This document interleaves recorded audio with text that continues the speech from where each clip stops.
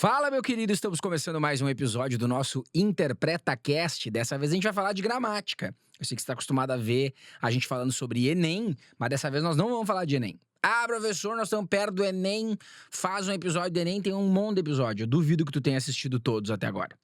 Professor, eu já assisti todos, eu sou um ouvinte assíduo do InterpretaCast. Então coloca nos comentários para eu saber que você assistiu todos os episódios até agora. Eu duvido que você tenha assistido todos os episódios. A pessoa que assistiu todos os episódios até agora, ela tá extremamente bem preparada para fazer a prova do Enem. Mas muito bem preparada. Então hoje eu me permiti falar sobre gramática porque eu sei que alguns de vocês também vão fazer vestibulares nessa reta final, né? Então esse momento que nós estamos agora, deste episódio indo ao ar, é um momento que o cara tá naquela indecisão assim, ó, eu tô estudando pro Enem, mas eu tinha que dar uma olhada em gramática também, cara, e aí, porque eu vou fazer o vestibular tal, e não sei o que, o cara fica naquela dúvida, estudo, não estudo, nós vamos conversar sobre tudo isso hoje. Porque, pra você que não sabe, está me olhando aqui, eu fiz um projeto este ano de 2024 em que eu estudei a gramática. Não vou dizer de todos os vestibulares do país, mas, cara, foram quase todos. Foram mais de 30 vestibulares, tá? E você que tá acompanhando o meu canal do YouTube, que eu não sei se você tá ouvindo esse episódio no YouTube ou no Spotify, seria legal que você ouvisse ele nos dois, pra contar a visualização nos dois. Mas no YouTube, toda quarta-feira, religiosamente, desde o início de 2024, eu postei um vídeo com o título Como Cai Gramática na... E aí completa com alguma universidade. Como cai gramática na UFSC aqui em Floripa, na URGS, na UFSM, na UFPR. São Paulo eu postei FUVEST, Unicamp, Unesp. Daí eu postei o UERJ, eu postei a UFO de Uberlândia, Minas Gerais. Cara, não sei, do Paraná eu postei mais Unioeste, postei o EPG, postei tudo, o EM, postei tudo, Centro-Oeste, postei o FT, Federal do Tocantins, a UEG, que eu aprendi a falar, eu falava UEG, Estadual de Goiás, Centro-Oeste também, postei o FMS, Mato Grosso, o NEMAT, que prova bizarra aquela do Mato Grosso, postei o S, Estadual do Ceará, do Nordeste, postei as duas baianas, o NEB e o ESB, tem vídeo das duas, então, eu não sei, do norte do país eu postei também. Postei tudo. Tudo que você puder imaginar. Da UEA tem vídeo, Estadual do Amazonas. Tem mais de 30, tá? E aí eu estudei essas provas pra fazer isso. Nossa, professor, que legal esse trabalho, né? Porque daí o cara que tá lá num lugar que ninguém dá bola pra aquela prova, o senhor fez um vídeo pra ele. Exatamente isso. Se você entrar no canal, você vai ver que não são os vídeos que mais bombam de visualização, né? Claro, porque um cara que não vai fazer a prova da Estadual do Amazonas não vai assistir um vídeo sobre como cai gramática na Estadual do Amazonas. Mas não tem problema. Aliás, fica aqui um apelo, né? Você que é professor, que escuta esse podcast, principalmente se você for professor de outra disciplina, que tal dar uma olhada pra essas provas? Não tem conteúdo no YouTube pra elas, cara. Joga aí. Você que é professor de matemática, joga no Google, no YouTube. Matemática da prova tal. Você vai ver que tem, às vezes nada, às vezes quase nada de conteúdo pra cada prova. Professor, o senhor não tem medo que te copiem a ideia? Pelo amor de Deus, copiem. Já imaginou que sensacional se a partir do meu projeto, porque eu tô me considerando pioneiro nesse projeto porque eu nunca vi outro professor fazer. Você conhece algum professor que fez como cai biologia, física, matemática, química, história, o que for, como cai em todos os vestibulares do Brasil, ou pelo menos tentou passar por quase todos como eu? Mande aqui nos comentários pra gente saber também, esse cara precisa ser divulgado. Mas os professores não querem que vão te copiar, que bom que copiem. Imagina se tiver daqui uns anos no YouTube, por tudo, como cai matemática em todas as provas, como cai não sei o quê em todas as provas. É sensacional, eu vou me sentir muito bem, porque o objetivo é ajudar. Mas aí tu vai dando visualização pros outros, e o que tem, cara? Que dane-se. Meu Deus do céu, tudo é uma disputa e uma briga pra ver quem tem mais. Não é só sobre visualização. Se eu fosse fazer um projeto desse pensando em visualização, não é a coisa mais inteligente do mundo. Se tiver algum cara que é especialista em marketing digital, que a gente já conversou aqui também sobre isso, e o cara, vídeos para viralizar no YouTube, um vídeo nichado para um determinado vestibular tem mais chance de viralizar no YouTube? Claro que não. Mas não é só sobre isso, é sobre ajudar os outros, cara. Sou professor, imagina, o cara tá lá no Tocantins e pode ter uma aula comigo sobre a prova dele. Eu que não conhecia a prova, fui estudar depois. Daí esse episódio hoje, então, além de estimular outras pessoas a fazerem o mesmo e divulgar o que eu estou fazendo, daqui a pouco você tá ouvindo esse episódio, faltando pouco tempo pra sua prova, e você nem sabe que eu fiz esse projeto, né? Então tem as aulas gratuitas no YouTube, como cai, é só você pesquisar como cai gramática na sua prova e ver se você cai no meu vídeo ou não, se aparece pra você.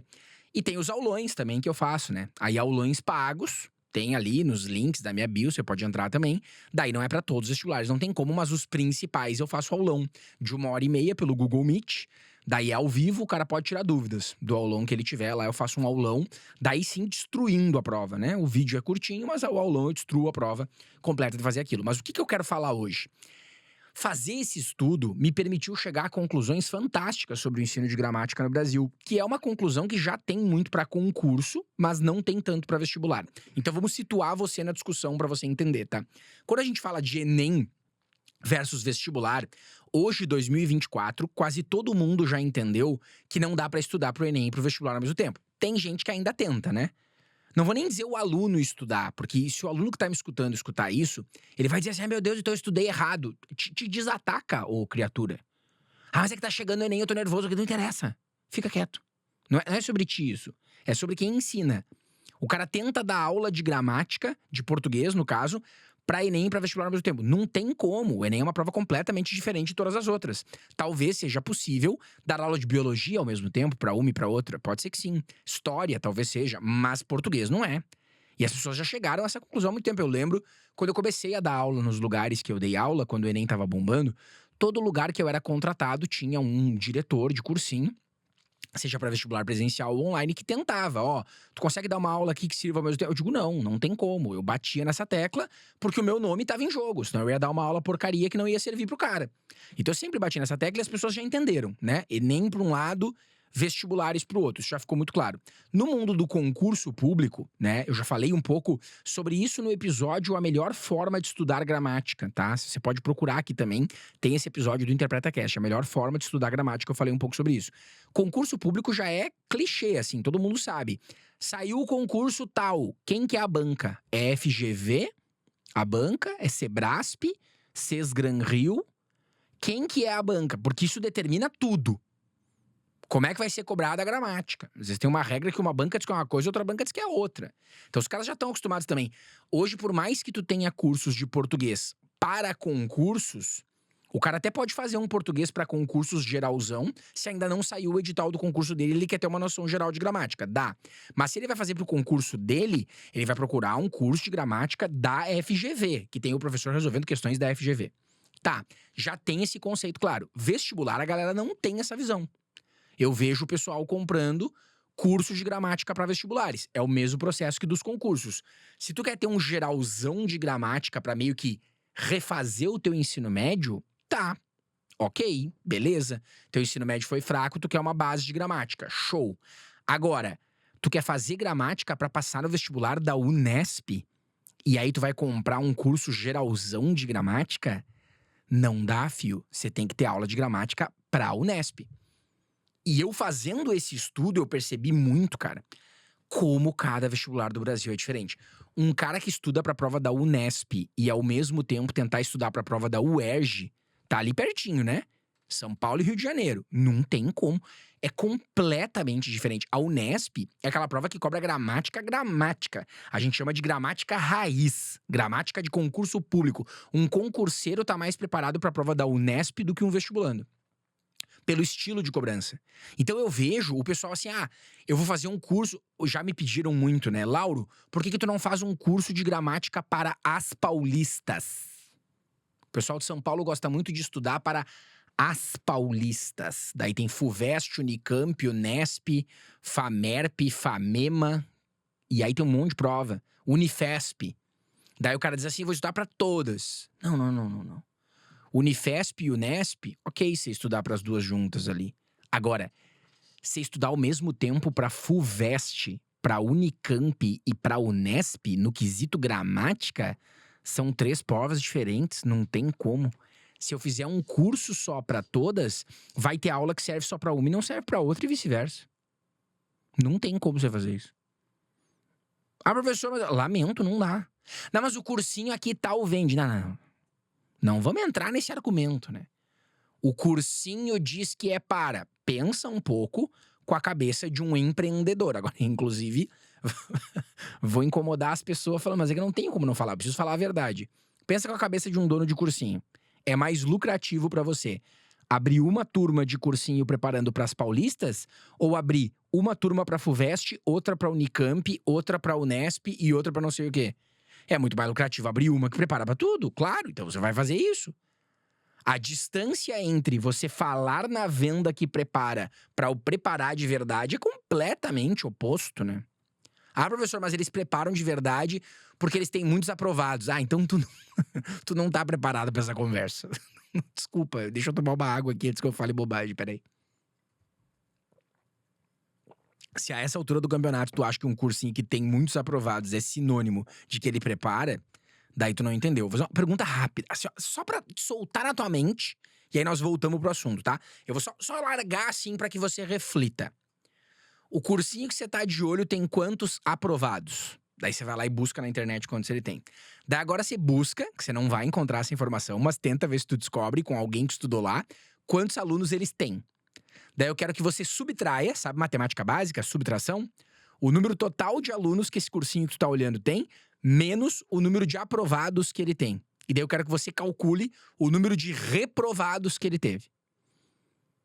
Faça isso, tá? O número total, menos o número de aprovados, dá o número de reprovados. Aí depois que você fizer essa análise, a gente para e conversa sobre número de aprovado refletir qualidade ou não. Voltamos à pauta principal. A cobrança de gramática é completamente diferente e isso tem um motivo, tá? Tem um motivo. O estudo da gramática no Brasil tá perdido. Ninguém sabe direito o que fazer. Nós estamos passando por um processo de transição em que a gramática normativa, o ensino raiz dela, que a gente chama, tá sendo extremamente criticado, gramática por gramática. Então, tipo, qual é o sentido de um aluno estudar o que é uma mesóclise, se isso não vai ter uma influência positiva na comunicação dele? Essa é a discussão que tá tendo hoje nos cursos de letras. Os cursos de letras estão discutindo isso, os mestrados e doutorados em linguística estão discutindo isso. Afinal de contas, para que é que se ensina a língua materna? A gente ensina porque é um conjunto de regras que todo mundo tem que respeitar e saber, né? Ou a gente ensina para que as pessoas se comuniquem melhor e saibam se expressar em relação ao que elas querem? Porque perceba, se comunicar bem e se comunicar usando regras são coisas diferentes, né? Eu posso usar aqui uma norma culta toda perfeita, sem nenhum errinho, e você não entender nada do que eu falo. E eu posso falar o português que eu uso, bem coloquial, cotidiano, no dia a dia, e sem entender tudo que eu falo. O que é se comunicar bem? Se comunicar bem é ser chique? É falar todo, nós estamos aqui no InterpretaCast, apresentado pelo professor Lauro, é falar todo cheio de frufru? Isso é se comunicar bem? Será que isso é se expressar bem? Então há essa discussão. E aí, durante muito tempo, não houve esse pensamento. Pra que se ensina gramática? Porque tem as regras, você tem que saber assim, ponto, pá, acabou. Era um conjunto de regras. Eu sempre falei pros alunos na aula que a gramática, ela é a única que tá ali, que tá sendo ensinada no ensino médio, que não é uma ciência, né? A linguística é uma ciência, a gramática não. Então, a biologia é uma ciência, a física, a química são ciências, claro, são ciências da natureza. História, geografia e filosofia são as ciências humanas, né? Mas você não tem gramática como ciência. Linguística é uma ciência, gramática não é. Gramática é um livrinho cheio de regra que você tem que seguir a ponto. Então a única disciplina do ensino médio que tem regras que você tem que cumprir é a gramática. E aí o pessoal tá perdido. Então, enquanto tem alguns vestibulares que ainda estão no passado, cobrando essas regrinhas e se preocupando só com elas e não se preocupando com comunicação, com linguagem, com reflexão, tem outras provas que já passaram desse patamar. Não tem por que eu cobrar do cara aqui o emprego de um hífen. Eu vou cobrar uma prova que vai ser algo que é produtivo para a comunicação desse cara, para ele saber ler melhor, para ele saber se expressar melhor, para ele entender melhor como funciona a comunicação. E aí você tem provas cobrando o extremo oposto, cara. Eu dei o exemplo de emprego do hífen aqui, acredite você ou não. Tem vestibular no Brasil cobrando emprego do hífen ainda em 2024. Isso é inadmissível. Não tem como acreditar que estão fazendo isso, né? Então, qual é o limite da cobrança? Qual é a padronização disso, professor? Mas não tem uma base nacional comum curricular que define isso? Não, até tem para o ensino médio. Só que o que acontece? Tu tem a base nacional comum curricular hoje no Brasil, tá? No momento que eu estou gravando este episódio, ela é totalmente voltada para comunicação, para leitura, para interpretação, para comunicação, zero voltada para as regras gramaticais. Só que daí o que os ensinos médios, especialmente de escolas particulares, têm que fazer? Imagina o cara que tá numa escola de ensino médio, tá? Isso serve para quase qualquer lugar do Brasil, mas eu vou dar o exemplo aqui de Florianópolis porque nós estamos aqui gravando. O cara tá aqui em Florianópolis, ele diz assim: eu vou dar o ensino médio pros alunos focado na Base Nacional Comum Curricular. Beleza, vou dar isso aqui. Mas o vestibular da UFSC tá cobrando crase, tá cobrando vírgula, tá cobrando umas coisas que não estão apontadas na Base Nacional Comum Curricular como de primeira instância de importância em ensinar. Então, o que o professor vai fazer? Ele vai ensinar de acordo com a Base Nacional Comum Curricular ou ele vai preparar para o vestibular da UFSC, que é o que o pai tá pagando a escola e quer? Ele vai ter que ceder ao sistema. A gente já conversou sobre isso. Já teve vários professores que eu trouxe aqui entrevistados que falam que nós somos reféns do que as bancas de vestibulares cobram. Então, se eu estiver dando uma aula para um vestibular que cobre hífen, eu vou ter que botar regra de hífen na minha aula por causa do desgraçado que botou isso na prova. Então, o que eu vou fazer? E cada vestibular é muito diferente. Eu cheguei à conclusão, raríssimos episódios que eu mando tu anotar alguma coisa, né? Mas isso eu vou mandar tu anotar. Vou botar 3. Deveria ser 2, mas eu vou botar 3. Tem 3 conteúdos que são praticamente unanimidade em todas as provas. 3 conteúdos. O primeiro, conjunções. Valor semântico de conjunções. O mas é adversativo, o embora é concessivo, o porquê, já que é causal, o portanto, por isso é conclusão. Conjunções não tem prova no Brasil que não tenha. Vai cair conjunções. Pode ir assim, ó, reto. Conjunções vai estar na prova. Se tu vai fazer, ó, você tá agora, se tudo deu certo de acordo com o meu planejamento, esse episódio tá indo ao ar em outubro. Nós estamos na cara do gol do Enem, já tem prova de vestibular agora em outubro. Tem prova aqui, ó, 20 e poucos de outubro já tem prova. E tem prova depois do Enem também, nós estamos na cara do gol. Não vai dar tempo de estudar gramática, tu só quer saber um conteúdo. Top 1, gramática para qualquer vestibular do Brasil, conjunções.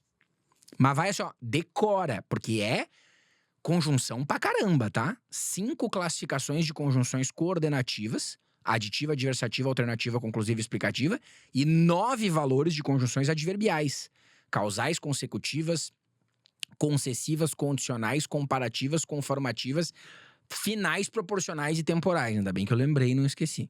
Conjunções, decora, segundo figuras de linguagem. Quase todos. Tem raríssimos que não cobram. A URGS, em Porto Alegre, não cobra. Não é muito fã de figuras de linguagem. Mas no resto do Brasil, figura de linguagem por tudo. Figura de linguagem. Decora todas que tu puder também. Decora todas que tu puder. Eu falei que ia ser 3, né? Mas podia ser 2. Porque o terceiro não tem muito o que estudar. É só pra saber que cobram muito. Referência de pronomes. O pronome isso tá se referindo ao termo tal da linha 18. É meio interpretação, não tem o que tu decorar, assim. Tem alguns detalhes que eu não vou entrar ali, mas a maioria é ver a referência na hora do texto, tá? Conjunções, figuras de linguagem e pronomes. Esses 3 aí são o top 3. Comum no Brasil inteiro. Agora, fugiu desse top 3, muda muito, cara. Muda muito. Eu dei o exemplo das paulistas, vou dar o exemplo das daqui do Sul. Um aluno que estiver se preparando num cursinho que diga que prepara para URGS, o FSM, UFSC, o FPR e Enem, eu desafio qualquer cursinho da região sul a provar que consegue preparar para essas. Ah, aqui ó, nós temos aprovado em todas essas. Ah, vai-te, tá? Eu sei o que tu tá fazendo, então não vem querer me enganar. Segue enganando os alunos, tu não vai enganar. Para essas 5 provas, Enem, URGS, o FSM, UFSC e o FPR, não tem como preparar. Se botar as outras paranaenses junto ainda, vai para 10 provas, impossível. Impossível. São provas muito diferentes. A URGS, Porto Alegre, e a UFSC, Florianópolis, as 2 capitais mais ao sul do Brasil, muito próximas de distância uma da outra, é um voo de 50 minutos ou uma viagem de carro de 5 horas, se você não for de ré. O que acontece? Completamente diferentes. Uma é somatória, a outra é ABCDE, uma tem uma perspectiva de cobrança, a outra tem outra. Uma é mais estável, a URGS cobra sempre a mesma coisa, a UFSC varia um pouco mais. Completamente diferentes. Então não tem o que o cara fazer. Você precisa respirar a prova. Professor, eu tô ficando desesperado porque eu tenho um monte de prova pra fazer além do Enem. Em vez de me ajudar, tá me atrapalhando. Fica quieto, engole esse choro. O que é isso? Ouvindo um podcast chorando? Nós já conversamos sobre isso. Tá no ônibus, vai começar a chorar ouvindo um podcast. Imagina o fiasco. Na academia, que tem uma galera que escuta na academia. Fazendo assim, professor, eu vou rodar, tá louco? Na esteira chorando. Que isso? Fiasco. Fica, te comporta.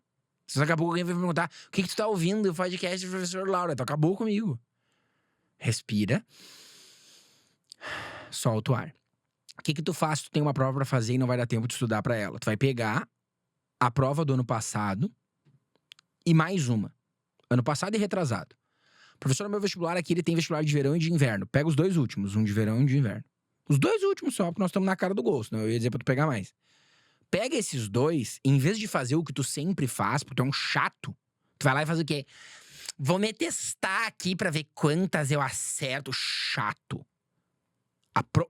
O teu treinamento é o tempo inteiro se testar. Imagina se tu fosse um atleta olímpico, tá? Teve Olimpíadas esse ano.